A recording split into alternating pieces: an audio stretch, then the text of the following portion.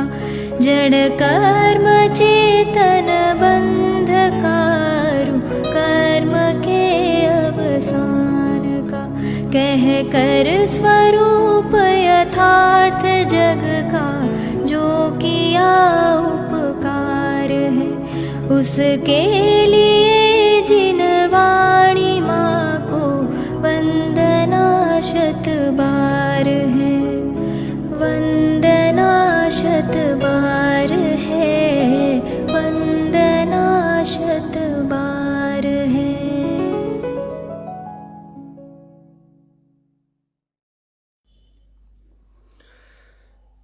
ओम नमः सिद्धेभ्यः ओम नमः सिद्धेभ्यः ओम नमः सिद्धेभ्यः।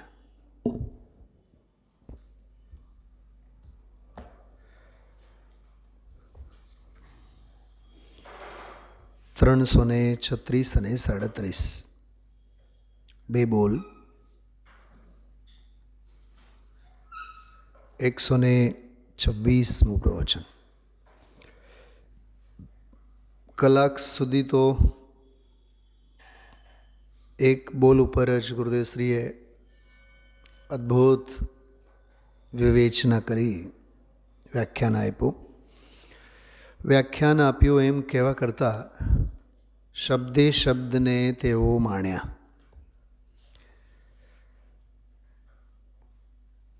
દ્રવ્યનું ભાવભાષણ ગ્રહણ કરવું એનું ભાવભાષણ અને પ્રગટ થતી શુદ્ધતા એનું ભાવભાષણ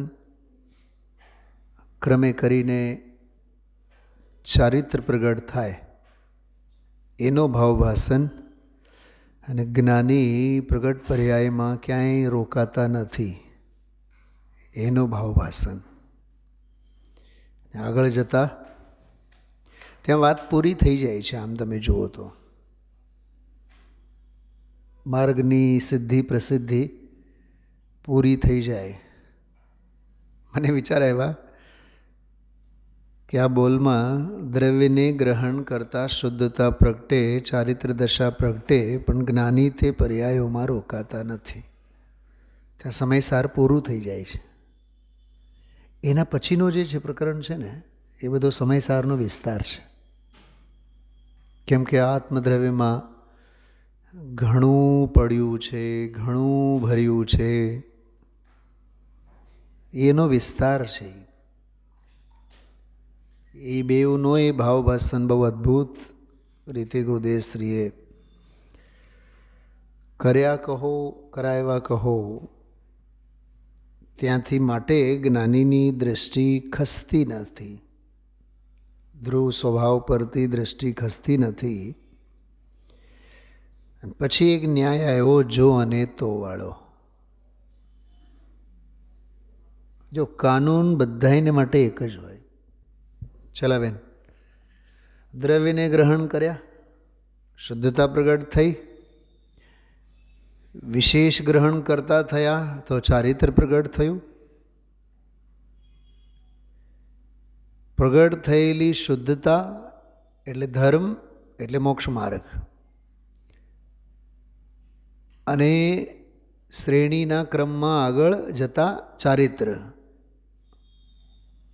શુદ્ધિની વિશેષ વૃદ્ધિ એ બધા પ્રગટ થાય એના કાળે એના ભવિતવ્ય પ્રમાણે. પણ દૃષ્ટિ જ્ઞાનીની ક્યાંય રોકાતી નથી. બરોબર? દૃષ્ટિ રોકાતી નથી એનું કારણ આપ્યું કેમ કે દ્રવ્યમાં ઘણું ભરેલું છે, ઘણું પડ્યું છે, ઘણું ભરેલું છે. સાંભળજો, બહુ માર્મિક વાત કરો છો વંદનાબેન. ઘણું પડ્યું છે અંદર અને ઘણું ભર્યું છે માટે એની દૃષ્ટિ રોકાતી નથી. એમાંય કાંઈ માલ નથી.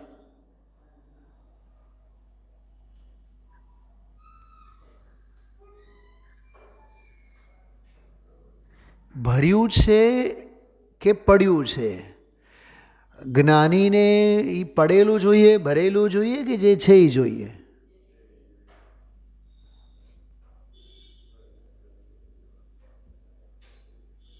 શૈલાબેન, સદ્ભુત વ્યવહાર નહીંનો વિષય છે.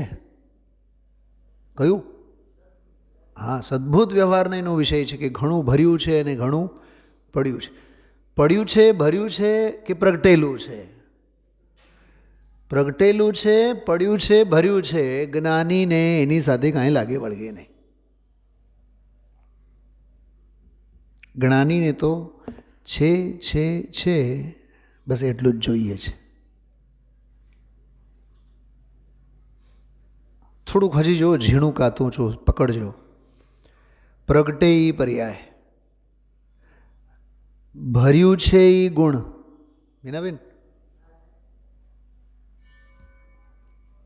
પડ્યું છે અને ભર્યું છે, ઘણું કીધું ને, તો ઘણું ભર્યું છે અને ઘણું પડ્યું છે એ ગુણ. પ્રગટે છે શુદ્ધતા એ પર્યાય એટલે માર્ગ. સમ્યક દર્શન, જ્ઞાન, ચારિત્ર, અનંત સર્વગુણાસ્તે સમ્યક જે કંઈક હોય 47 તો ગણાવવામાં આવે. અચ્છા સ્વયં ઉચ્છલંતી અદિમાં પ્રગટ થાય છે સાધી અનંતકાળ માટે, પણ જ્ઞાનીને એની પડી નથી, એની દૃષ્ટિ ત્યાં ટકતી નથી. જ્ઞાનીની દૃષ્ટિ તો જે દ્રવ્યને ગ્રહણ કરતા, જે દ્રવ્યને ગ્રહણ કરતા બધું પ્રગટ થયું એ દ્રવ્ય પર જ દૃષ્ટિ ટકી છે. સાંભળો, દ્રષ્ટિ એને જ કહેવાય જે દ્રવ્ય પર જ રહે. બાકી બધી મિથ્યા દ્રષ્ટિ છે. પજ્જય મૂળાહી પર સમયા. તો ભર્યું છે ઘણું કે પડ્યું છે ઘણું માટે ધ્રુવ પરથી દૃષ્ટિ હટતી નથી. એ સદ્ભુત વ્યવહારનીનો વિષય છે. એને તો ધ્રુવ, કેમ કે એને જો જ્ઞાનીને સાધ્યની પડી નથી, જ્ઞાનીને ધ્યેયની પડી છે. ગ્રંથનું નામ છે ધ્યેયપૂર્વક જ્ઞેય. તો જ્ઞેય સાથે લાગે વળગે કે ધ્યેય સાથે લાગે વળગે? દુલ્હનને કોણ જોઈએ? બેન બાજાવાળા? ઓલી જે ઘોડી ઉપર આવે વરરાજા, એ ઘોડી જોઈએ? શું જોઈએ? બોલ સ્નેહા, જયને શું જોઈએ? અથવા સ્નેહાને કોણ જોઈએ? આખું ગામ છે ને ભેગું, 5000 રૂપિયાની ડીશ. એ દુલ્હનની દૃષ્ટિ ત્યાં ટકે? એને ખબર છે કે હું મારા વરની દૃષ્ટિ કરી છે એટલે 5000 રૂપિયાની ડીશ તો ઝક મારીને મારા બાપે આપ્યું છે આખા ગામને. બેન બાજાવાળા આવે, ઘોડીવાળા આવે, તે દિવસે તો ઓલો ઘોડીવાળાનો કેવો ભાગ્યનો ઉદય, 5000 રૂપિયાનો ડીશ ખાઈ જાય. એવું લાગે જાણે એકેન્દ્રીયમાંથી સીધા સંઘની પંચેન્દ્રિયમાં આવ્યા હોય. સમજાય છે? કર્ણાયુગની જે કઈ વાત કરું છું, એ રોટલા નહીં મળે એના નસીબમાં બિચારાને. પણ દુલ્હને દુલ્હે રાજાની દૃષ્ટિ કરી તો કેવું ખાન પાન ઠાટ બાટ. અરહંતોના તો 10 અતિશયો અને 12 અતિશયો, એ અતિશયોની તો અહીંયા કાંઈ ગણતરી જ નહીં. માંડવો ન ખાઈ જાય, કેટલા બધાને રોજગારી મળે. એક દુલ્હને દુલ્હે રાજાની દૃષ્ટિ કરી તો કેટલાના પેટીયું રળે. દિવસ 2 દિવસ 3 દિવસ 4 6 દિવસ. અહીંયા તો સાદી અનંત કાળ માટેની વાત છે. દૃષ્ટિ માત્ર દ્રવ્ય સ્વભાવની કરી શુદ્ધતા પ્રગટી. દામજીભાઈ, ભાવભાષણ કરવા જેવો સ્વાધ્યાય છે આજનો. એવું લાગતું હતું ગુરુદેવશ્રીએ ચૈતન્યની ઊંડી ગુફામાં બેઠા છે, બહુ અંદર અંદર અંદર અંદર અંદર અંદર બેઠા છે, અને ત્યાંથી પડઘા પડે છે, ત્યાંથી પડઘા પડે છે. જો આ દ્રવ્યને ગ્રહણ કરતા દૃષ્ટિ તે તરફ ઝુકાવતા, પર્યાયે એને અનુભવતા, પર્યાયે પર્યાયને અનુભવતા એમ નહીં, પર્યાયે પર્યાયીને અનુભવતા. અનુભૂતિને અનુભવતા એમ નહીં, અનુભૂતિ સ્વરૂપને અનુભવતા. અનુભૂતિને અનુભવતા એમ નહીં, અનુભૂતિ સ્વરૂપને અનુભવતા.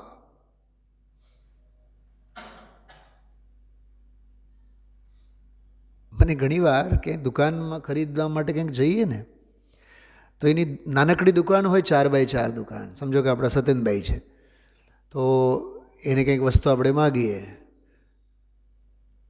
તો એ કે ઊભા રહો, 2 મિનિટ ઊભા રહો. એ જાય અને પછી ઓલા સ્ટોક રૂમમાં મૂકેલ હોય, રાખી મૂકેલ હોય વસ્તુ, ત્યાંથી લઈ આવીને આપણને 2-3 કલરના કે 2-3 કે આમાંથી તમારે જે લેવું હોય લો. ત્યારે મને આ બહુ વિચાર આવે, એ દુકાનમાં તો એકેય નથી, અને વખારખાનામાં ગોડાઉનમાં તો ઢગલા પડેલા છે, અને આપણે એમ કહીએ કે નહીં 3 આપો. એને કાંઈ રંજ, એને કાંઈ દુઃખ, એને ખબર જ છે. એના ભાવ ભાષણમાં તો એવું છે કે 3 ગયા, હજી તો 3 લાખ છે, 3 કરોડ પડેલા છે. વખારમાં તો અખૂટ પડેલું છે ને. તો એની દૃષ્ટિ એના ઉપર શા માટે હોય? એમ અહીંયા કહે છે જ્ઞાનીને, મારે તો દ્રવ્ય સ્વભાવની દૃષ્ટિ કરી. સાંભળજો, બહુ બહુ ઝીણી વાત કરું છું. દૃષ્ટિ કરી કે દૃષ્ટિ થઈ, મારે તો એની પડી નથી, પ્રગટ થયું એના ઉપર તો મારી દૃષ્ટિ શા માટે? શું કીધું ધમજીભાઈ? પ્રગટ થયું એના ઉપર તો દૃષ્ટિ શા માટે? મને તો એની હોશ નથી કે મેં દૃષ્ટિ કરી. દૃશ્યમાન જાણનારને જાણ્યું, એમ બોલે ને ગુરુદેવશ્રી આજે કે દૃશ્ય જે છે, શ્રદ્ધેય જે છે, ધ્યેય જે છે, એ દ્રવ્ય સ્વભાવને ગ્રહણ કરતા.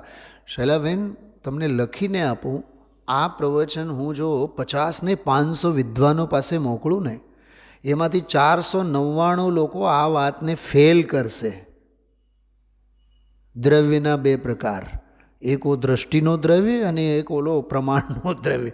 એ મગજ ખોપડીમાં જ નહીં ઘૂસે, બરાબર? ત્રિકાળનો દ્રવ્ય એવું બોલ્યા ગુરુદેવશ્રી. હવે ત્રિકાળ કોણ વળી પાછો? ભાષા જુઓ, આખી ડિક્શનરી જુદી છે. એ ત્રિકાળ નયનો દ્રવ્ય. હવે શાસ્ત્રમાં આવો શબ્દ જ નથી, અને હું દાંડી પીટી નહીં કહું. જ્ઞાનીના કાંઈ શબ્દો જરૂરી નથી કે શાસ્ત્રમાં હોય, એ તો એના અનુભવમાં છે. તો એના અનુભવની વાણીને અનુભવથી સમજ. બધું જ કાંઈ શાસ્ત્રમાં હોવું જરૂરી નથી. અરે દ્વાદશાંગમાં પણ, 12 અંગમાં પણ કેટલા શબ્દો છે એની ગણતરી છે.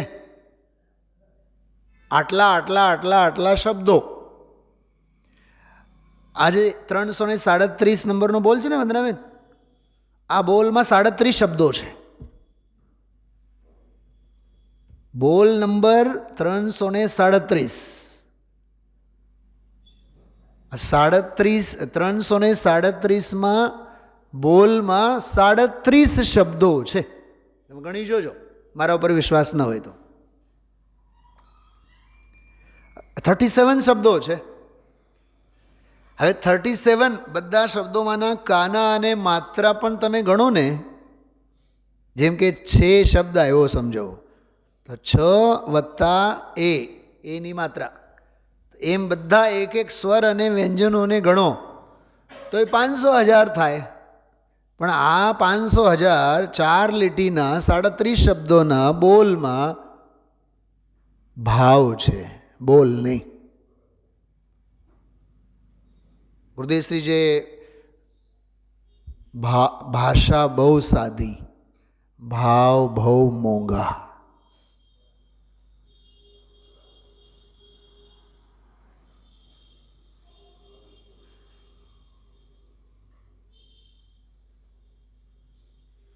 એક ચીપર નેચરવાળા હોય, સમજાય? ચીપર નેચર સમજાય છે? સાંભળ્યું છે શબ્દ? સસ્તી વસ્તુ વાપરવાની ટેવાયેલા, ચીપર, ચીપ માઇન્ડેડ શબ્દ સાંભળ્યો હોય? સાંભળ્યું છે સમજે? હા, એટલે વિચારે પણ દારિદ્ર્ય, ઊંચાઈ જ નહીં આંબે, ઊંડાણ જ ન હોય, ચીપ નેચર એમ પણ કહેતા હોય આપણે. એટલે થોડામાં ઘણું સમજીને સંતોષાઈ જનારા. અહીંયા એમ કહે છે દ્રવ્ય સ્વભાવની દ્રષ્ટિ કરી પરમ શુદ્ધ નિશ્ચય નહીં નો કહો, પૂર્ણ શુદ્ધ નિશ્ચય નહીં નો કહો, પરમ ભાવ પ્રકાશક દ્રષ્ટિનો વિષય કહો. એ દ્રવ્યની દ્રષ્ટિ કરનારને શુદ્ધતા પ્રગટે. સીધી વાત. પણ પ્રગટે ને એટલે ઓલો જ્ઞાની ત્યાં ટકતો નથી. જેની દૃષ્ટિ કરવાથી શુદ્ધતા પ્રગટી, જેની દૃષ્ટિ વિશેષ કરવાથી ચારિત્ર પ્રગટ્યો, એ એમ સમજે પ્રગટેલું ચારિત્ર અને પ્રગટેલી શુદ્ધતા મારું ધ્યાન કરે તો કરે, હું કોનું ધ્યાન કરું? માટે હું તો ધ્યેય સ્વરૂપી છું.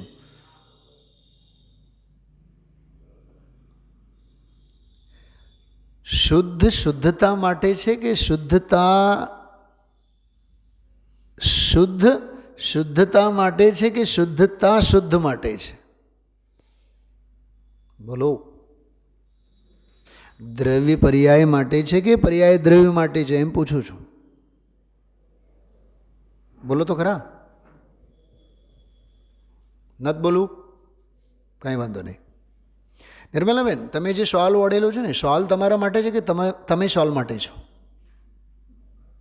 તમે એટલે દ્રવ્ય, શોલ એટલે પર્યાય. બોલો, દ્રવ્ય માટે શોલ, દ્રવ્ય માટે પર્યાય છે કે પર્યાય માટે દ્રવ્ય છે?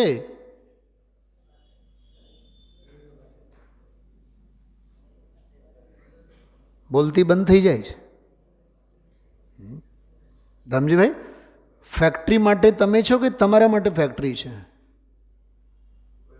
આ તો હું મારા માટે પૂછું. નોકરી માટે હું છું કે મારા માટે નોકરી છે?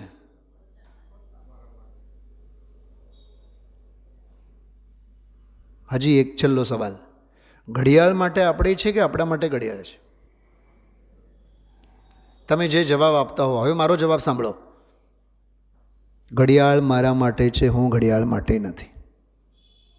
ધંધો મારા માટે છે, હું ધંધા માટે નથી. ફેક્ટરી મારા માટે છે, હું ફેક્ટરી માટે નથી. ખ્યાલમાં આવે છે? પર્યાય માટે દ્રવ્ય નથી, દ્રવ્ય માટે પર્યાય છે. સુખ સગવડતા, આ ગાડી અને વાડી અને બંગલો, એમના માટે આપણે પેદા નથી થયા, આપણા માટે ભેગા થયા છે. પ્રગટ થયેલો મોક્ષ માર્ગ એને માટે જ્ઞાની નથી, જ્ઞાની માટે એ માર્ગ છે. એટલે જ્ઞાનીની દ્રષ્ટિ ક્યાંય ટકતી નથી.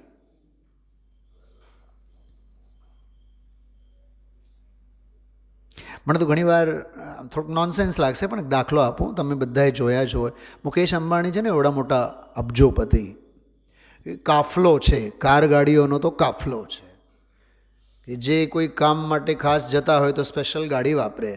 હવે ઘડીક ત્યાં ઊભા હોય, પછી પાર્કિંગમાંથી ગાડી આવે, ગાડી આવ્યા રાખે અને ગાડીમાં બેસે અને પહોંચી જાય ડેસ્ટિનેશને.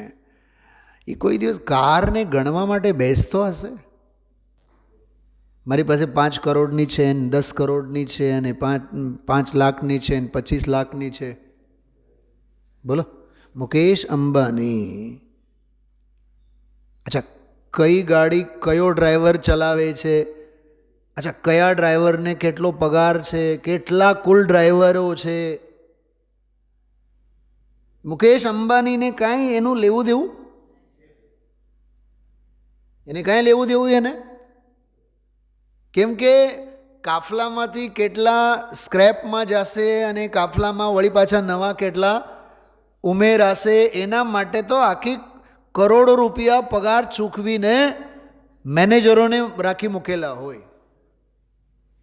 આ પૂછશે નહીં અને ઓલા આને કહેશે નહીં. કાફલામાંથી આટલી ગાડીઓ જૂની થઈ હતી ગઈ અને નવી વળી પાછું આવી. મુકેશ અંબાણીને એની સાથે કાંઈ નિસ્બત નથી. જે આપણી નજરોની સામે છે કે નહીં આવું? એમ અહીંયા કહે છે જ્ઞાનીની દ્રષ્ટિ દ્રવ્ય સ્વભાવની થઈ તો શુદ્ધતા શુદ્ધતા શુદ્ધતા શુદ્ધતા માર્ગ સંવર નિર્જરા મોક્ષ શ્રેણી પ્રગટ્યા કરે પ્રગટ્યા કરે પ્રગટ્યા કરે પ્રગટ્યા કરે પ્રગટ્યા કરે પ્રગટ્યા કરે પ્રગટ્યા કરે. એના ઉપર દ્રષ્ટિ કેમ રહે એની? પ્રગટ છે એના ઉપર કેમ દ્રષ્ટિ ન રહે? એટલે દ્રવ્યને ગ્રહણ કરતા શુદ્ધતા પ્રગટ થાય. દ્રવ્યને ગ્રહણ કરતા ચારિત્ર પ્રગટ થાય. શુદ્ધતા પ્રગટ થાય એટલે સ્વરૂપાચરણ. ચારિત્ર પ્રગટ થાય એટલે દેશ ચારિત્ર સકલ ચારિત્ર યથાખ્યાત ચારિત્ર આગળના ચારિત્રની શુદ્ધિઓ તબક્કાવાર પ્રગટ થયા કરે. પણ જ્ઞાનીની દ્રષ્ટિ ત્યાં ક્યાંય રોકાતી નથી. કેમ કે એ બધા અતિથિ ભાવો છે, ઉત્પાદ અને વ્યયવાળા ભાવો છે, વિસદૃશ ભાવો છે. કેવા ભાવો છે ધામજીભાઈ? સવાર પડે એટલે દુનિયાને મોજ પડે, બપોર થાય એટલે મોડું ખરાબ થાય, આ થમે એટલે અંધારામાં ગુડુપ થાય. દુનિયા, સૂરજ નહીં. સૂર્ય તો એ તો જેવો છે એવો જ છે. સૂર્યને પૂછો તમે ઉગ્યા, તમે તપ્યા, તમે આ થમ્યા? એ કે આઈ ડોન્ટ નો. આ થમવું વળી પાછું શું? અને ઉગવાનું એ વળી પાછું શું? હું ઉગું નહીં અને આ થમું નહીં કે તપું નહીં. હું તો જેવો છું એવો છું. એમ પરમ પરિણામી જ્ઞાન ભાવ, નિત્ય ભાવ, એક ભાવ, સામાન્ય ભાવ, સહજ ભાવ, ધ્રુવ ભાવ, જેના ચરણોમાં અધ્રુવ પર્યાય નતમસ્તક થાય. એ ધ્રુવ ભાવ સ્વભાવ ભાવ તો પરમ ભાવ તો નિયમસારમાં પરમ ભાવ. પરમનો અર્થ જ કર્યું છે વ્યવહારથી નિરપેક્ષ. વ્યવહારથી નિરપેક્ષ એટલે દેવગુરુ ધર્મથી નિરપેક્ષ, રાગથી નિરપેક્ષ, પર્યાય ભેદથી નિરપેક્ષ, ગુણ ભેદથી નિરપેક્ષ. આત્મ સ્વભાવમ પરભાવ ભિન્નમ. પરભાવ ભિન્નમનો અર્થ બધી જ દુનિયાથી ન્યારો નિરાળો, અલગારી સ્વભાવ. અલગારી સ્વભાવ, ન્યારો નિરાળો સ્વભાવ, સાવ ડિફરન્ટ સ્વભાવ.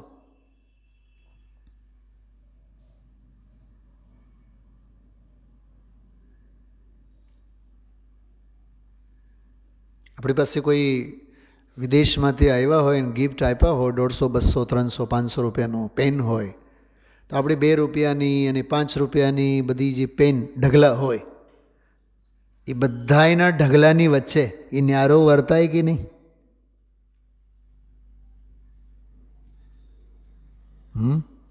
જેમ મોદી સાહેબના ઝબ્બે જે ટંગાયેલો પેન હોય ને, એ કોક મેં સાંભળ્યું છે, ખબર નહીં હવે, એ 25,000નો અને 35,000નો અને 2 લાખનો પેન હોય. અચ્છા એ જવા દો. રાષ્ટ્રપતિ જેના ઉપર સાઇન કરે ને, ફાંસીની સજા માટે જે સાઇન કરે, એ મોંઘામાં મોંઘી પેન હોય. એક વખત એ સાઇન કરે ને વળી પાછો એને તોડી નાખે, ફેંકી દે. દુનિયાની બધી પેનો કરતાં જુદી છે કે નહીં?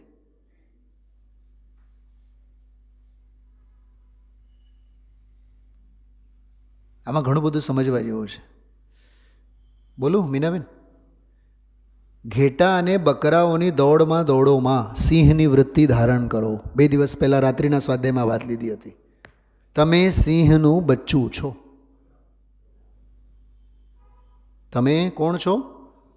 સિંહનું બચ્ચું છો. તો સિંહનું બચ્ચું છો તો સિંહનું બચ્ચું બનીને જ રહો. દુનિયાદારીમાં અને દુનિયાના સંકલ્પ વિકલ્પોમાં એમાં ક્યાંય આવતા નહીં. જો આમાં આપણે શું નામ હરિભાઈએ એક બહુ સરસ રૂપક લખ્યું છે.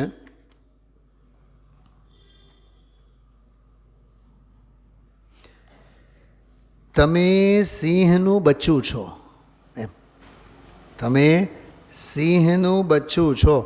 એટલે દુનિયાદારીના દોડોમાં ખ્યાલમાં આવ્યું? સંયોગોની દ્રષ્ટિ, રાગની દ્રષ્ટિ, અરે સ્ત્રી પુત્ર પરિવાર વગેરેની દ્રષ્ટિ તો આખી દુનિયાને જ છે. ખ્યાલમાં આવ્યું? પણ જ્ઞાનીની દ્રષ્ટિ એવી છે કે પ્રગટ થયેલ માર્ગ પ્રત્યે પણ એની દ્રષ્ટિ નથી. એટલે એક ન્યારી નિરાળી પોતાની અલગારી દ્રષ્ટિ જેને કહીએ. એક જગ્યાએ આવ્યું છે, બહુ સરસ છે આ, સિંહનું બચ્ચું એવું એમાં લીધું છે. આવ્યું તો હમણાં ગુરુદેવના પ્રવચનમાં બેનશ્રીના વચનામૃતમાં જ આવેલું હતું. બકરાઓના ઘેટા બકરાઓની ચાલમાં જ્ઞાની ન હોય.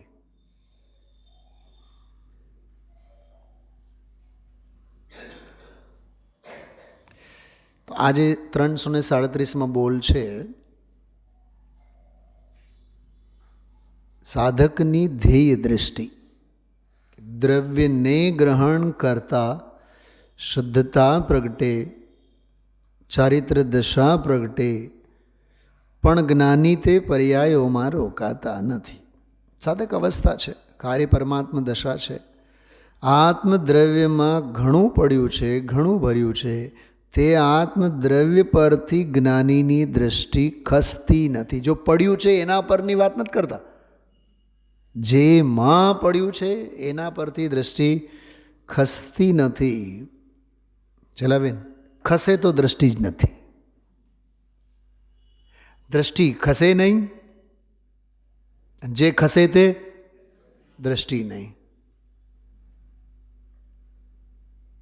ન્યાય ગ્રંથોમાં, આપણા ન્યાય ગ્રંથોમાં રવિવારે આપણે જૈન ન્યાય વિષય લેવાનો છે ને, તો ન્યાય ગ્રંથોમાં એક બહુ સરસ વિષય આવે, અપૂર્વાર્થ. અપૂર્વાર્થ એટલે અર્થ એટલે પદાર્થ. અપૂર્વ અર્થ એટલે જાણેલ નહીં જાણેલ વસ્તુ, જાણવામાં નહીં આવેલી વસ્તુ, એને અપૂર્વ અર્થ કહેવાય.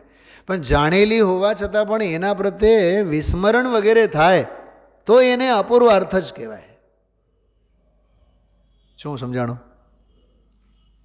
સમજો આપણે ટ્રાફિકમાંથી જઈએ છીએ, પોલીસ પકડે કે લાયસન્સ બતાવો, લાયસન્સ છે નહીં, લાવો 1000 રૂપિયા ફાઇન. બરાબર, હવે લઈ લીધો આપણે. જરીક આગળ ગયા, અડધી કલાક પછી વળી પાછી બીજી પોલીસ પકડે. પછી કાનૂનનું એવું છે કે ભાઈ એક વખત સવારે તમારે 1000 રૂપિયા કપાણા હોય તો આખો દિવસ પછી ચાલે, વાંધો નહીં, પણ બીજે દિવસે નહીં ચાલે. બીજે દિવસે નીકળ્યા, બીજે દિવસે પોલીસ પકડી, લાવ 1000 રૂપિયા. નહીં, ગઈકાલે તો આપણે ફાડ્યા છીએ. નહીં, ગઈકાલનું ગઈકાલે, એ અપૂર્વાર્થ થયું. સમજાણો? ઘણીવાર એવું થાય, કોકના ઘરે આપણે ગયા હોય અને વર્ષો પછી આપણે જઈએ, વર્ષો પછી, વર્ષ 2 વર્ષ 5 6 વર્ષ બધું ફેરબદલ થયેલું હોય, પછી ભૂલાઈ જાય, અરે આ શેરી માસ તો ક્યાં હતું, આ શેરી માસ તો ક્યાં હતું, મને યાદ જ હતું. હવે ઘરે આપણે પહોંચીએ, એ કેમ તમને વાર લાગી? અરે ગયા વખતે આવ્યા તો સીધું પહોંચી ગયા હતા, પણ આ વખતે છે ને આમ તો મને ખ્યાલ જ હતું, પણ જરીક હેરાન થયા. તો ખ્યાલ હતું અને હેરાન થયા, એ બેઉ વિરોધી વસ્તુ છે. ખ્યાલ હોય તો હેરાનગતિ ન થાય, હેરાનગતિ થઈ એનો અર્થ ખ્યાલ નહોતો, એનું નામ અપૂર્વાર્થ.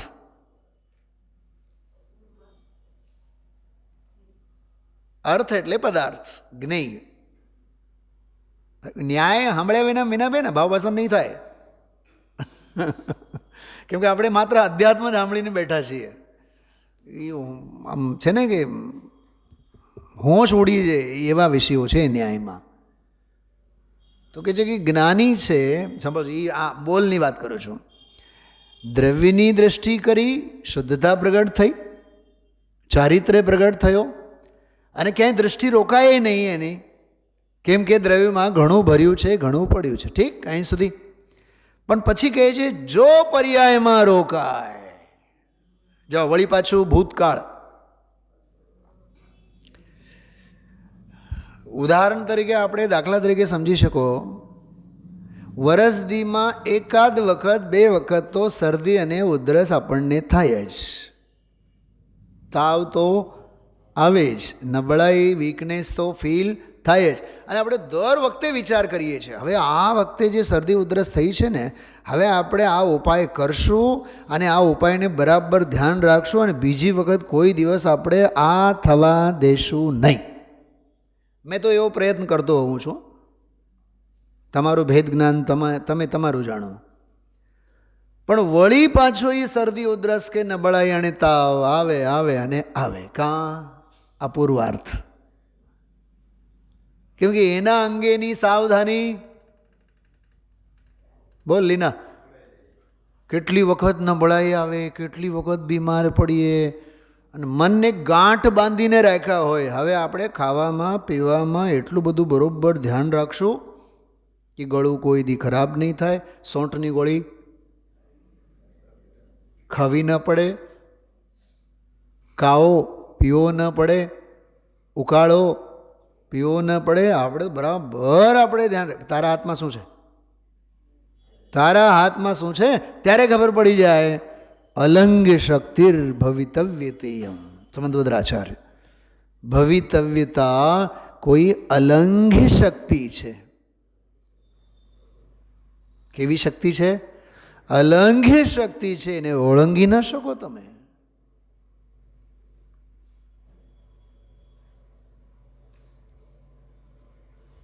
તમને પંચાસ્તિકાયની ગાથા બતાવો.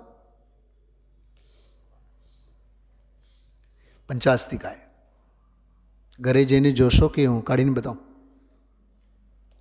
મીનાબેન કંઈક તો બોલો, કાં બોલતા નથી?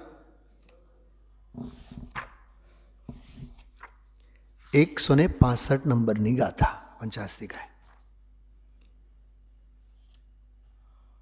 સાંભળજો ગાથા. जिनवर प्रमुखनी भक्ति द्वारा मोक्षनी आशा धरे, અજ્ઞાનથી. શેનાથી? પણ આ કોનું અજ્ઞાન છે ખબર? અનાદિ મિથ્યા દૃષ્ટિવાળો અજ્ઞાન નહીં, સમ્યક દૃષ્ટિ જ્ઞાની ભાવલિંગીનું અજ્ઞાન. કેવું જો? અજ્ઞાનથી જો જ્ઞાની છે. કોણ? ઈ જ્ઞાની. પણ છે કેવો? ઈ ઓલો બોલમાં 337 જો, હા ઈ જે આવ્યું ને એમાં, જો પર્યાયમાં રોકાય, પર્યાયમાં ચોંટી જાય તો બોલો, વાંચો.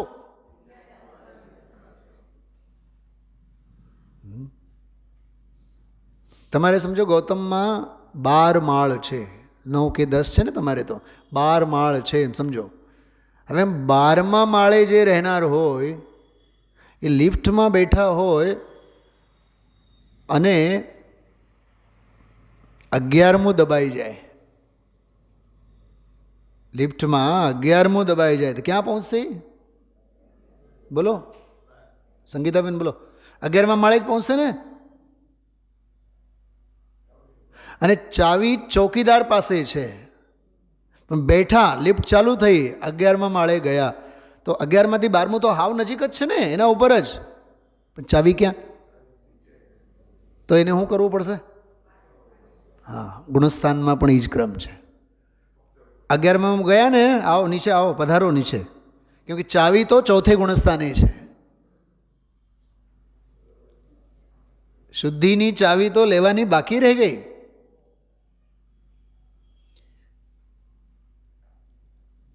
અચ્છા, કોઈ 10મા માળે છે, મળવા માટે ગયા હોય, એને 12મા માળે જવું છે, તો 11મું દબાવીને પછી 12મું દબાવવાનું કે સીધું 12મું દબાવવાનું?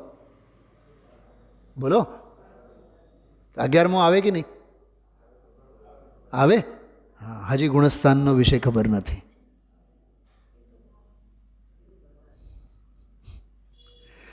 એટલે એનો અર્થ ઓલો 11મો જે બહાર સંયોગે આવે ને એ હજી આપણા ભાવભાષણમાં આવે.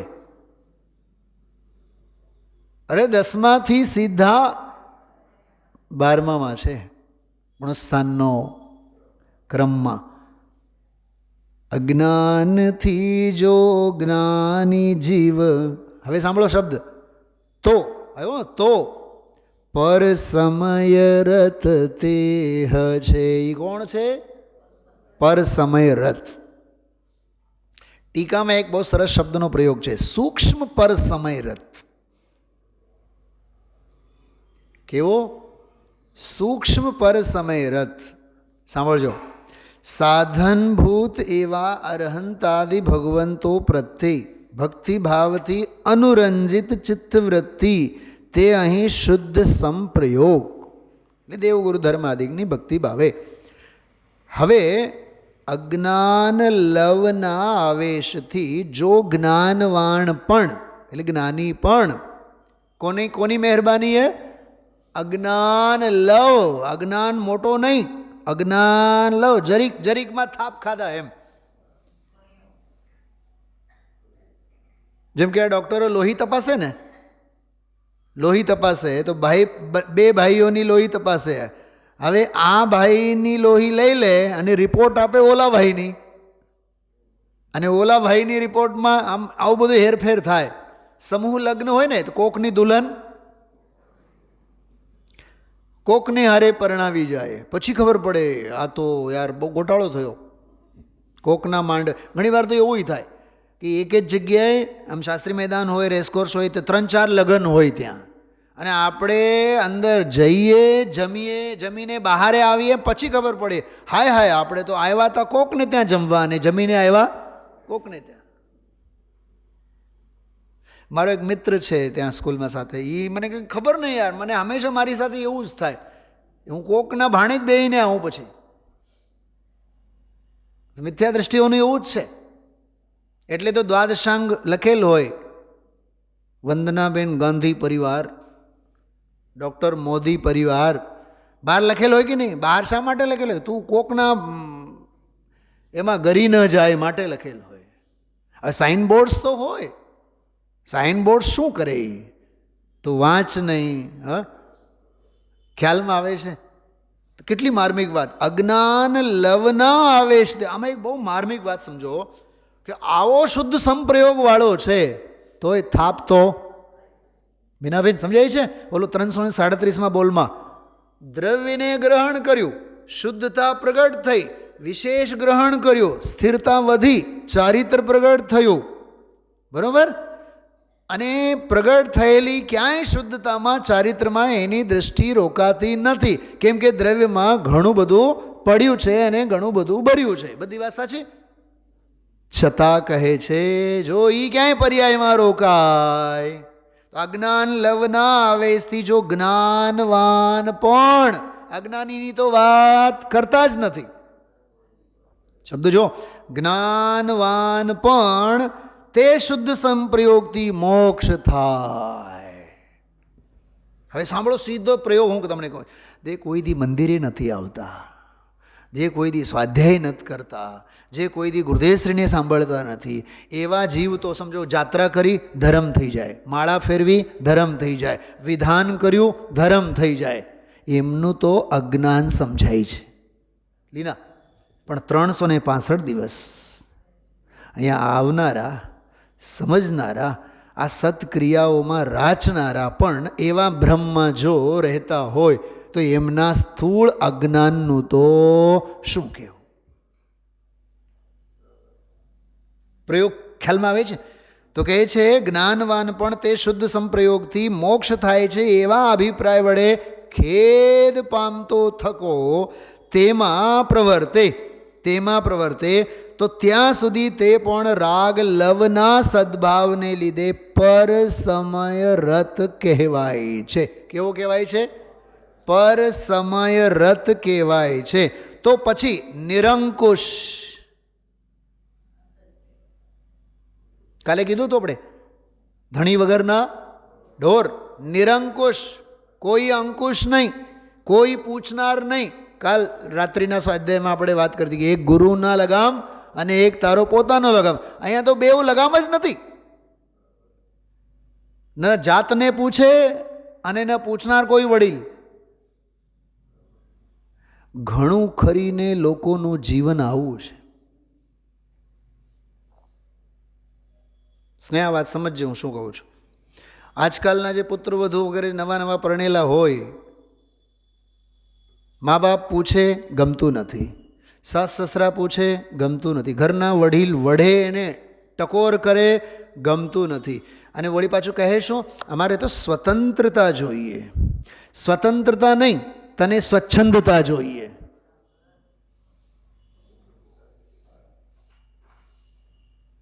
અને પંચમકાળમાં ઓર એક વિશેષ છે. કદાચ નવા પુત્ર વધુ, નવા પુત્ર અને આપણા પુત્ર આજકાલના જનરેશનને એનામાં સમજણ હોય અને વડીલોની શ્રેણીમાં સ્વચ્છંદતા હોય. શું દામજીભાઈ શું કીધું? વડીલો કહેવાતા મમ્મા પપ્પા. હું કિરીટભાઈ અને કુસુમબેનની પેઢીની વાત કરું છું, બાપ દાદાની પેઢીની વાત કરું. એમાં સ્વચ્છંદતા હોય એવું બની શકે. અને પછીની પેઢી જે છે ને, તેજસ દીપાલી, એ લોકોની પેઢીમાં સમજણ હોય. સ્વતંત્રતા જુદી વસ્તુ છે, સ્વચ્છંદતા જુદી વસ્તુ છે. સ્વતંત્રતા અમૃત છે, સ્વચ્છંદતા ઝેર છે. એટલે આમાં કહે છે તો પછી નિરંકુશ રાગરૂપ ક્લેશથી કલંકિત. શેનાથી કલંકિત? ક્લેશથી કલંકિત એવી અંતરંગ વૃત્તિવાળો ઇતર જન જગતના શું પર સમય રત ન કહેવાય? અવશ્ય કહેવાય જ. 50 થી ગાય 165 નંબરની ગાથા. એટલે આ બોલ છે ને આપણને અંદરમાંથી આમ હલબલાવી મૂકે એવું છે. ભૂપતભાઈ, ઘણા લોકો એક ઢાળ બનાવે, નહીં નહીં આપણો આ માર્ગ તો નીચે પડવાનો છે જ નહીં, ઉપર ઉપર જ ચડવાનો છે. શું નીતાબેન એવું છે? હા, દુનિયા એમ કહે કે એક વખત ડેન્ગ્યુ થાય તો બીજી વખત ન થાય. કોણે કીધું? હા, વાત સાચી. એક વખત ડેન્ગ્યુ થાય તો બીજી વખત ડેન્ગ્યુ નહીં થાય, સીધું મોત થાય. કંઈક સમજાય છે હું શું કહું છું? બ્રહ્મા નહીં રહેવાનું. કોરોનાના કાળમાં આ ચર્ચા બહુ ચાલતી. એક વખત કોરોનાનો ચેપ લાગે એટલે બીજી વખત નહીં લાગે. કોણે કીધું? અને હું એમ કહું છું પેટન્ટ, હા કોરોના નહીં થાય, મોત તો થાય ને. અમર પટ્ટો તો કોઈ બાંધીને આવ્યા નથી ને ભૂપતભાઈ. એટલે થાપ નહીં ખાવું. મીનાબેન, આ બોલ એમ કહે છે જ્ઞાની જેવા જ્ઞાની પણ તાપ ખાય. સાહેબ કોઈ દાખલો છે ને? મારી પાસે સેંકડો દાખલા છે. જો, દ્રવ્યને ગ્રહણ કરતા 5 પાંડવોએ પરમ પારિણામિક ભાવનો ગ્રહણ કર્યો. શુદ્ધતા પ્રગટી કે હા પ્રગટી. વિશેષ એકાગ્રતા થઈ, મુનિપણો આવ્યો કે હા આવ્યો. ચારિત્ર દશા પ્રગટી કે હા પ્રગટી. 5 પાંડવો ક્યાંય એમાં રોકાણા કે ક્યાંય રોકાણા નહીં, કેમ કે જ્ઞાની તે પર્યાયોમાં ક્યાંય રોકાતા નથી. આત્મદ્રવ્યમાં અંદરમાં ઘણું પડ્યું છે, ઘણું ભર્યું છે, એટલે તે 5 પાંડવોની જ્ઞાનીઓની દ્રષ્ટિ ક્યાંય ખસતી નહીં. બરોબર? પણ જો પર્યાયમાં રોકાય. હવે ઓલા 2 ભાઈ સાહેબ,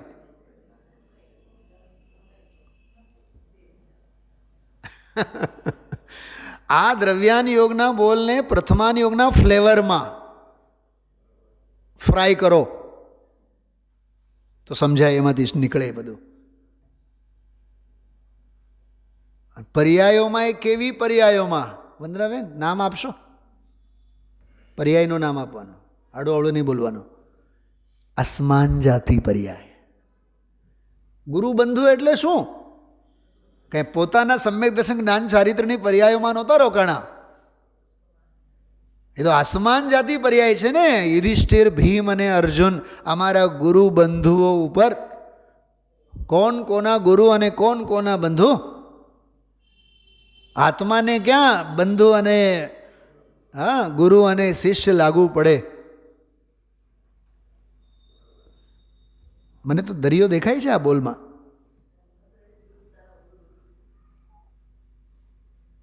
તોય ગુરુ બંધુ ઉપર શું વીતતું હશે?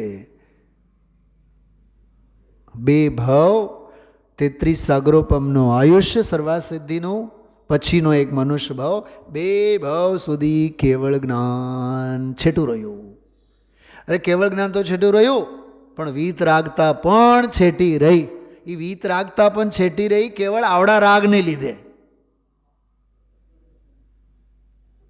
આવડોક રાગ, રાગ લવ, પંચાસ્તિકાની ભાષામાં અજ્ઞાન લવ,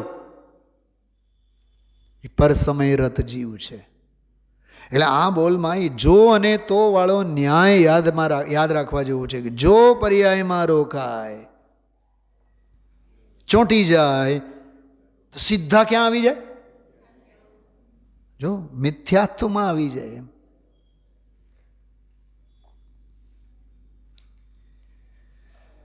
વિચાર કરો કેટલી માર્મિક વાત છે. જુઓ પરિણામોની વિચિત્રતા. નિત્ય નિગોદમાંથી એક જીવ નીકળીને મનુષ્ય ભાવમાં અલ્પાયુ અંગીકાર કરીને, મુનિપણું અંગીકાર કરીને મોક્ષની પ્રાપ્તિ કરે, અને બીજો એક જીવ નિગોદાદિકમાં ભ્રમણ કરે. બોલો, એના પરિણમન, એના પરિવર્તન, એનો તો અમે તો શું કહી શકીએ? શાસ્ત્રોમાં એનું ઘણું બધું વર્ણન છે. જુઓ પરિણામોની વિચિત્રતા. એટલે આપણે બધું આ મળી ગયું એટલે આપણે તો હવે પામી જ લીધા છે, અને આ પામવાના જ પંથે છે. ગુમાવતા વાર નહીં લાગે. પ્લેનમાં બેઠા હોય, સપના સેવતા હોય, 1 સેકન્ડ પહેલાં બસ હવે ઘડીકમાં પહોંચી જ ગયા આપણે. અહેમદાબાદમાં થયેલ હોનહારત અંગે વિચાર કરો. સેકન્ડોમાં સ્વાહા. એવો આ બહુ ખતરનાક બોલ છે. એની જે મલાયવા છે ને ગુરુદેવશ્રીએ, મેં શરૂઆતમાં જેમ કીધું, દ્રવ્યનો ભાવભાસન, ગ્રહણ કરવું એનો ભાવભાસન. વાહ! ગ્રહણ કરવું એટલે શું? એનું જે ભાવભાસન, શુદ્ધતા જે પ્રગટે છે એ મોક્ષ માર્ગ સાધક દશા, એનું ભાવભાસન. ચારિત્ર દશા મુનિપણું, એનું ભાવભાસન. જ્ઞાની ક્યાંય રોકાતા નથી. આતમ ગવેશી ન ગ્રહસ્થ હે ન જતી હે, એની અદ્ભુત દ્રષ્ટિ. જો એ રોકાય તો મિથ્યાત્વમાં આવે અને આવે. તો આનું આખું અદ્ભુત ભાવભાસન ગુરુદેવશ્રી આજે કરાવ્યા છે. વચ્ચેના વૈરાગ્યના ઠપકાના બોલો. ઓલા આત્મધર્મ જે મંગાવે, ખબર મને વિચાર શું આવ્યા? આત્મધર્મ જે મંગાવે ને એને બધા ભેંટમાં મફતમાં આપવાના છે, એ બધી વાત કરી. તો મને એક વિચાર આવ્યો, સાચી વાત છે, આત્મધર્મ મંગાવનારને જ તો બધું મફતમાં મળે. આત્મધર્મ એટલે પત્રિકા નહીં.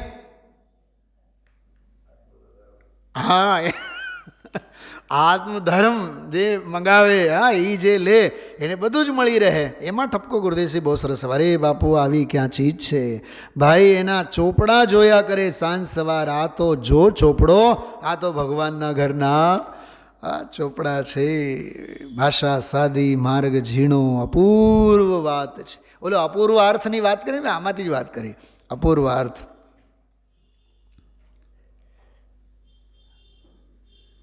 જો આની એક સૂત્ર તમને બતાવો આ બોલનો. પકડ વત્તા પ્રગટ છતાં ક્યાંય અટકે નહીં.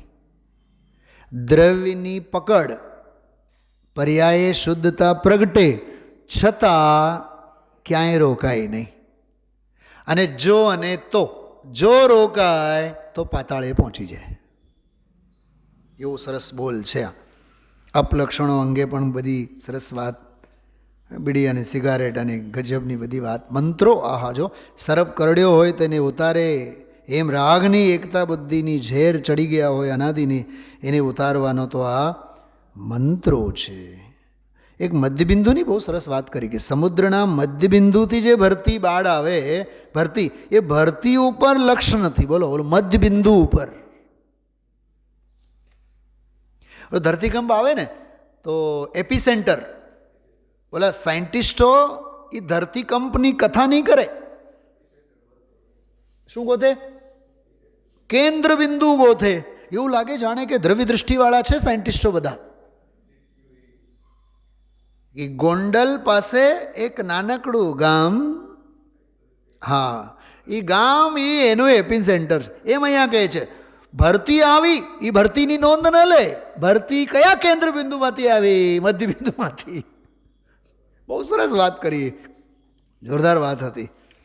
આવું તો ગુરુદેવના પ્રવચનમાં ઘણા ન્યાયો, બહોત્તરમી ગાથા પણ આજે આવી, બહુ સરસ. હા, એક્ઝામ્પલ ચિમનચકુ, ધોયેલા મોળા જેવો ભગવાન આત્મા ક્યાં? હા, એ બોલે. હા, માગણ માગણ માગણવાળી વાત તો વરાખા, નાનો માગણ, મોટો માગણ, માગણનો માગણ, બધી જ ડિગ્રીઓ એમાં.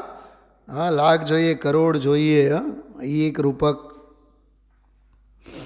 વારંવાર વારંવાર આ વાતને સમજાવી છે ગુરુદેવજી. બહુ જોરદાર વાગોળ્યું છે. 87 પાના ઉપર જો નીચે, આ તો ભાગ્યશાળીને કાને પડે એવી વાતો છે, ભગવાનની વાણીમાં નહીં. હા, હવે ને આ દૌલતરામની સ્તુતિમાં આવે છે, ભવિ ભાગન વચ જોગે વસાય, તુમ ધુનિ વય સુની વિભ્રમ નશાય. એ પંક્તિ છેલ્લી એક વાત કરું 1 મિનિટ માટે. એક રૂપક આવ્યું 87 ને 88 પાના ઉપર, સૌધર્મ અને કેવળી વચ્ચેનો સંવાદ. પકડજો એ વાત. ઇન્દ્રો એક ભવ અવતારી, સુધર્મનો ઇન્દ્ર અત્યારે છે એક ભવ કરીને મોક્ષે જનાર. છેલ્લી 2 લીટી 87 પાનું, સૌધર્મની વાત, કે ત્યાંથી મનુષ્ય થઈને મોક્ષ જનાર. એની રાણી છે એ પણ એક ભવે મોક્ષ જનારી. દેવી, કરોડો દેવીઓ છે, પણ એક દેવી એ છે, એ સાંભળવા આવે ત્યારે ભગવાનની આવી વાણી આવે. જેને એક ભવે તો મોક્ષ જવું છે, 3 જ્ઞાન તો વર્તે છે, સમકિત તો વર્તે છે, દ્રવ્ય દ્રષ્ટિ, અંતરદ્રષ્ટિ થઈ ગઈ છે, પણ બોલો આગળ, જો ઓલો બોલ કેવી રીતે ઘટિત કર્યા, એ પર્યાયમાં ક્યાંય રોકાતા નથી. દ્રષ્ટિ ત્યાં દ્રવ્ય ઉપર પડી છે, એ સાંભળવા આવે ત્યારે પણ પ્રભુની તો આ વાણી છે. કેવી વાણી છે? ઓલો સૌધર્મને કહે છે કે હે સૌધર્મ, તારી પર્યાય છે એમાં જો રોકાઈ ગયો તો મિથ્યા દ્રષ્ટિ થઈ જઈશ, તને જૈનપણું. કોણ બોલે છે? આ દિવ્ય ધ્વનિ કેવળી બોલે છે. કોને? સૌધર્મને. તો યાદ રાખજે, તારું જૈનપણું નહીં રહે. 1 કલાક ચાલ્યો, 5-6 મિનિટ રહી, ગંભીર ગંભીર વસ્તુ છે. હવેનો જો બોલ છે, શુભ ભાવમાં શ્રમ છે ઇઝ ઇક્વલ ટુ દુઃખ છે. શુદ્ધ ભાવમાં શ્રમ જ નથી, વિશ્રામ છે, માટે સ્થાક નથી. અને જે સ્વાધીન છે તે સુખ, અને જે પરાધીન છે તે બધું દુઃખ. સુખ દુઃખ, સ્વાધીન પરાધીન, શુદ્ધ ભાવ શુભ ભાવ, એ બધી ચર્ચા. આના ઉપર આવતીકાલનો પ્રવચન બહુ જોરદાર આવવાનું છે. લાભ લેશું કાલે. ઓમ નમઃ સિદ્ધિભે.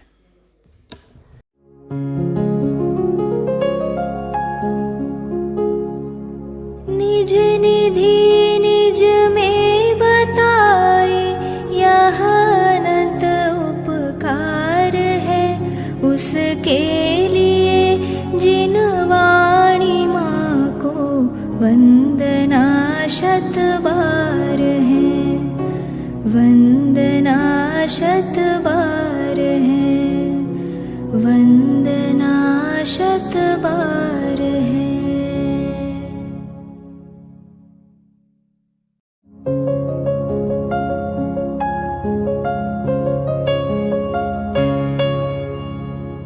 जिन वाणी भारती तो ही जपो दिन रैन, जो तेरी शरणा गहे सो पावे सुख चैन.